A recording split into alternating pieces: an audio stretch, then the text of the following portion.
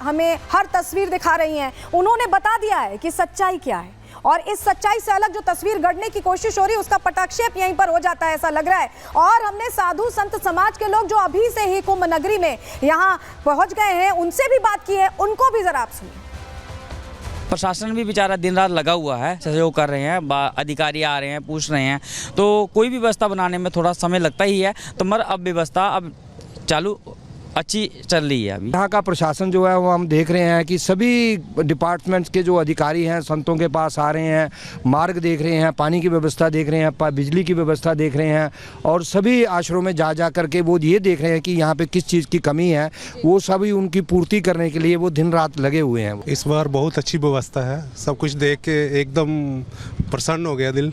Technology, facility, सारी चीज़, हर चीज़ की सुविधा मिल रही है, यही खास है। यहाँ पे देखो कितनी तो जेसीबी चल रही हैं और कितनी मशीनें चल रही हैं, कितने रोड सुंदर हैं, आने जाने के लिए कोई टेंशन नहीं है को। और उनके राज्य में तो टेंशन ही टेंशन थी, नहीं जल नहीं मिल रहा, कहीं शौचालय नहीं थे, बिजली पानी सब आ रहा है सही अभी? बहुत सुंदर आ रहा है, किसी बात की प्रॉब्लम नहीं है। तैयारियां हो रही हैं और लगातार काम चल रहे हैं और 13 तारीख से जो डेट निर्धारित है कि यहाँ पे पौष पूर्णिमा का पहला स्नान जो होगा बहुत भव्य होने वाला है और उसके बाद के भी जो स्नान होंगे वो भी बहुत भव्य होंगे। क्योंकि कुछ लोग तो ये दावा कर रहे हैं कि बिजली नहीं आ रही यहाँ पर, कछुए की चाल काम। वो सब देखिए सब खोखले दावे हैं। मैं लगातार एक हफ्ते में लगभग ये मेरा तीसरा विजिट है।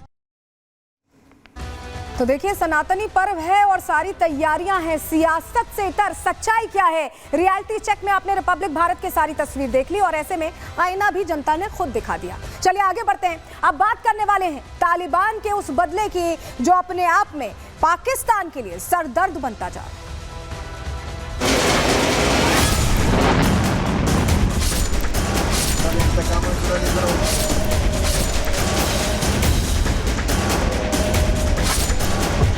शहादतें दोनों जानिब होंगी, वो भी मरेंगे ये भी मरेंगे, तो उसका जो बेस्ट हल है वो डायलॉग है। वो भी मुसलमान है, हम भी मुसलमान है, गलतफहमियां है ना, इनको दूर करना चाहिए। लड़ना तो चाहिए नहीं, आना चाहिए अखवानियों को और ताल्लुकात ठीक करने चाहिए।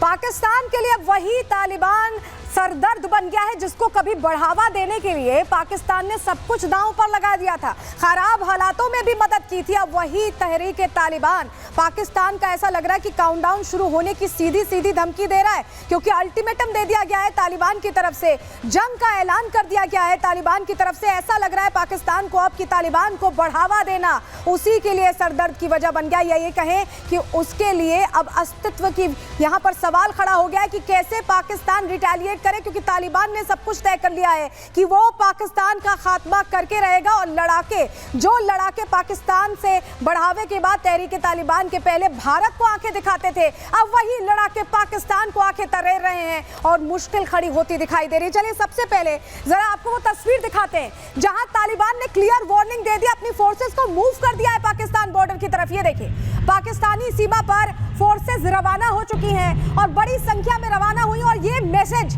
सीधा तालिबान से पाकिस्तान की तरफ जा चुका है कि अब उल्टी गिनती यहां शुरू हो गई है।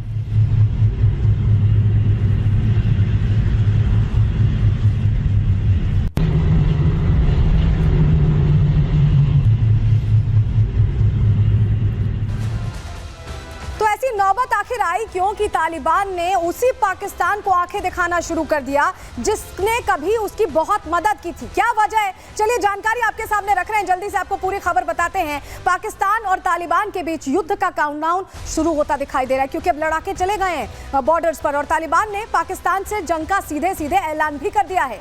तालिबानी रक्षा मंत्रालय ने हमले की निंदा की है, पाकिस्तान को एक आतंकी देश बताया। पाकिस्तान ने दरअसल अटैक किया था और तालिबान ने पाकिस्तानी सीमा पर जो फोर्स भेज दी है उससे समझ में आ रहा है कि अब एक्शन भयंकर होने वाला है। सीमा पर अत्याधुनिक हथियार भी भेजे गए हैं। पाकिस्तान पर किसी भी वक्त बताया जा रहा है कि अब तालिबान की तरफ से अटैक हो सकता है। तालिबान के रुख से अब पाकिस्तानी सेना और आईएसआई दोनों को टेंशन है, दोनों के लिए हालात खराब हो गए। लेकिन तालिबान ने ये कदम क्यों उठाया, तालिबान ने जंग का ऐलान क्यों कर दिया उस पाकिस्तान के लिए जो कभी उसका दोस्त हुआ करता था? वजह आपको समझाते हैं तस्वीरों के जरिए। तस्वीर देखिए, बरमल में ये जो हवाई अटैक हुए हैं ये दरअसल पाकिस्तान ने किए हैं। अफगानिस्तान का ये वो क्षेत्र है जहां हवाई हमले किए गए और पाकिस्तान ने ये कहा कि यहाँ पर टीटीपी के लड़ाके छिपे हुए हैं, इसलिए टारगेटेड अटैक किए गए। 25 तारीख की सुबह ये हवाई हमले होते हैं और इसमें बहुत कुछ तहस नहस होता है। सिर्फ लड़ाके ही नहीं बल्कि आम लोगों की भी जान जाती है।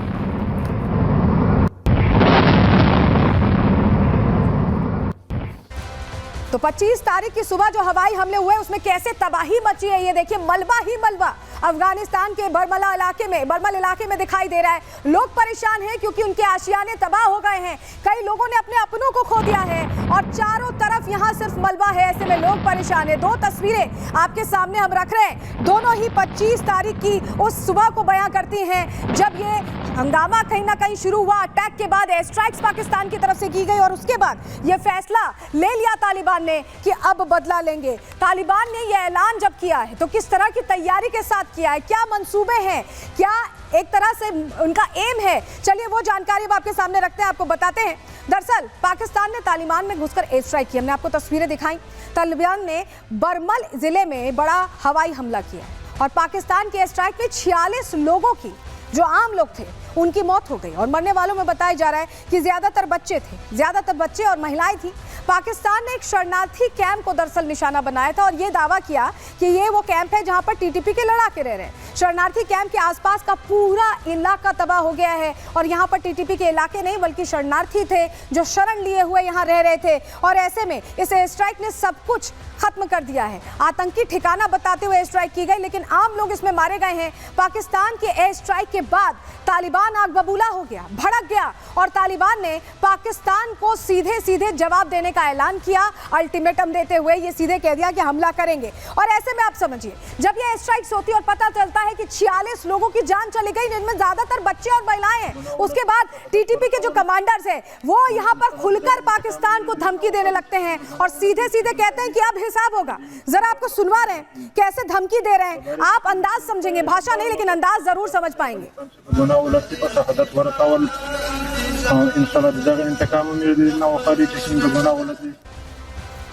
तो ये जो आप सुन रहे थे ये सीधा ऐलान टीटीपी कमांडर्स ने कर दिया है पाकिस्तान को। सीधे क्या कहा है टीटीपी कमांडर्स ने, चलिए उसे डिकोड करते हैं, आपको बताते हैं। दरअसल ये कह दिया है पाकिस्तान के एयर स्ट्राइक के बाद टीटीपी कमांडर्स ने कि वो जवाबी हमले को लेकर तैयार हैं। चेतावनी दे दी गई है उनकी तरफ से। टीटीपी लड़ाकों ने बदला लेने की यहाँ कसम खा ली है और पाकिस्तान के खिलाफ जिहाद का ऐलान इनकी तरफ से कर दिया गया है। पाकिस्तान सरकार और सेना पर हमले की इनकी तरफ से धमकी दी गई और पहले भी टीटीपी आपको बताएं पाकिस्तान में हमले कर चुका है। पाक सेना की चौकियां उड़ा चुका है टीटीपी, लेकिन अब सिर्फ चौकियां उड़ाने से नहीं चलेगा बल्कि बॉर्डर तक पहुंचने की बात यहां पर सामने आ रही है। तो क्या अब तालिबान इस तरह का अटैक करने वाला है कि पाकिस्तान को बहुत बुरा नुकसान होगा? क्या युद्ध का ये तीसरा मोर्चा इस वक्त युद्ध के दो मोर्चों के साथ खुलने वाला है? तमाम चीजें हमने एक्सपर्ट से समझने की कोशिश की। सुनिए क्या कह रहे हैं संजीव श्रीवास्तव साहब। अभी ये ओपन फ्रंटियर, ओपन वॉर हो रही है अफगानिस्तान के साथ। पाकिस्तान इसको के लिए एडिशनल ट्रुप कहां से लाएगा इसको मैनेज करने के लिए?